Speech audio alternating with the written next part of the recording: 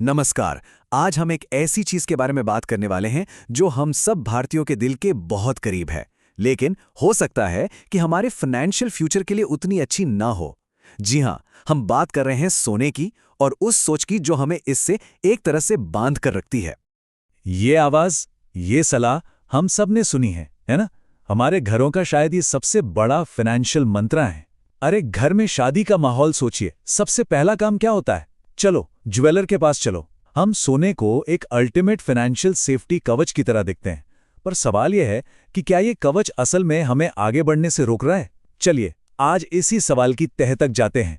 देखिए, सोने से हमारी ये जो आदत है ना, ये सिर्फ एक इन्वेस्टमेंट नहीं है, ये एक इमोशनल सेफ्टी ब्लैंकेट है, एक आरामदायक कंबल जिसे हम किसी भी आर्थिक अनिश्चितता के तूफान में ओढ़ लेना चाहते हैं। लेकिन क्या हमने कभी रुककर ये सोचा है कि इस आराम की असली कीमत क्या है? ये आदत हमें कितनी महंगी पड़ रही है? तो हम सोने पर इतना भरोसा करते ही क्यों हैं? इसके पीछे एक बहुत बड़ा साइकोलॉजिकल कारण है, जिसे कहते हैं टेंजिबिलिटी बायस। इसका मतलब बहुत सीधा है। जो चीज़ हमारे हाथ में है, जिसे हम देख सकते हैं, छू सकते हैं, वो हमें ज़्यादा असली और ज़्यादा सुरक्षित लगती है। सोना हमारी तिजोरी में है, हमारी आंखों के सामने। और यही वो मानसिकता है जो इस स्लाइड पर साफ दिख रही है। एक तरफ है सोना, एकदम ठोस, जिसे आप हाथ में पकड़ सकते हैं, और दूसरी तरफ है इंडेक्स फंड्स, जो स्क्रीन पर सिर्फ कुछ नंबर्स की तरह दिखते हैं। हमारे दिमाग में कहीं ना कहीं ये डर बैठ जाता है कि भाई ये नंबर्स तो कभी भी गायब हो सकते हैं, लेकिन सोना, सोना तो हमेशा रहेगा। यही वो सोच है जो हमारी ग्रोथ को रोक रही है। ठीक है, तो ये तो मान लिया कि सोना हमें सुरक्षित महसूस कराता है, लेकिन इस सुरक्षा की एक छिपी हुई कीमत है, और ये कोई छोटी मोटी कीमत नहीं है, ये एक बहुत बड़ी कीमत है।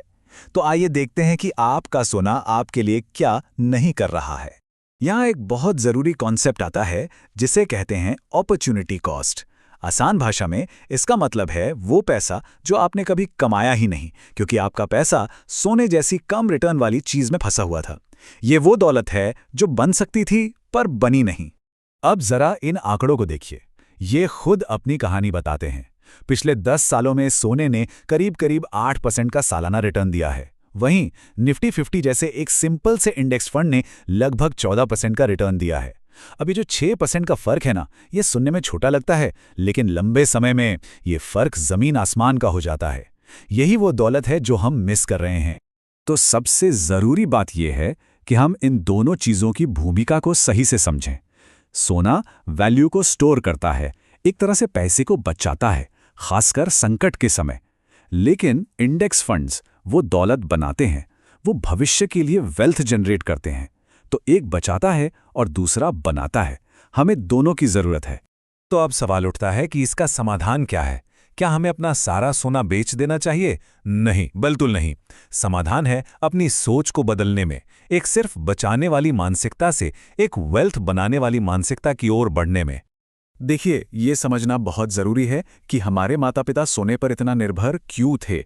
उनके ज़माने में बैंक्स और शेयर बाजार तक पहुंचना मुश्किल था और सिस्टम पर भरोसा भी कम था, तो उनके लिए सोना ही सबसे सेफ ऑप्शन था। लेकिन आज हमारे पास डिजिटल इंडिया है, हर तरह की जानकारी है और बेहतर कानून है।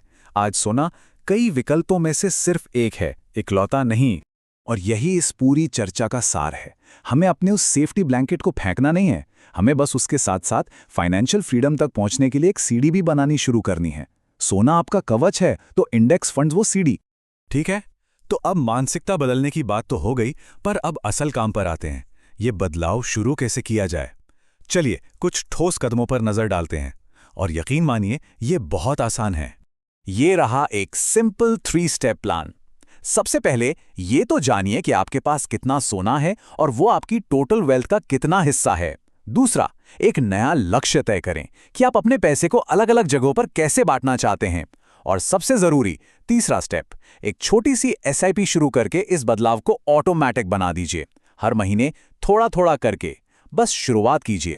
और अब देखिए कि इस छोटे से बदलाव का असर कितना बड़ा हो सकता है। मान लीजिए हर महीने सोने में 5,000 रुपए डालने के बजाय वही पैसा एक निफ्टी 50 इंडेक्स फंड की एसआईपी में डाला जाए। अगर हम सिर्फ 12% का औसत रिटर्न भी मानकर चलें, तो 20 सालों में ये करीब करीब 50 लाख रुपए बन सकते हैं। 50 लाख, ये होती है दौलत बनाने की ताकत। तो आज ही क्या कर सकते हैं? ये 3 बहुत आसान काम है। एक, डीमैट अकाउंट खोलिए, आजकल सब ऑनलाइन हो जाता है। अपनी KYC पूरी कीजिए और अपनी पहली SIP शुरू कीजिए। आप 500 रुपये जैसी छोटी रकम से भी शुरुआत कर सकते हैं। बस वो पहला कदम उठाना सबसे जरूरी है। अब जाते जाते एक सवाल आपके लिए छोड़ रहा हूं। एक पल रुकिए और खुद से पूछिए, आपके पोर्टफोलियो में इतना सारा सोना क्यों है? क्या ये किसी सोची समझी स्ट्रैटेजी का हिस्सा है, या फिर ये सिर्फ एक पुराने डर का नतीजा है कि कहीं सब कुछ डूब ना जाए? अंत में बस इतना याद रखिए, एक सुरक्षा कवच आपको सुरक्षित महसूस करा सकता है, पर वो आपको दौलत की ऊंचाइयों तक नहीं ले जा सकता। उसके लिए आपको एक सीढ़ी की जरूरत पड़ेगी। तो अपने फाइनेंशियल फ्यूचर के लिए वो सीढ़ी बनाना आज ही शुरू करें। जुड़ने के लिए धन्यवाद।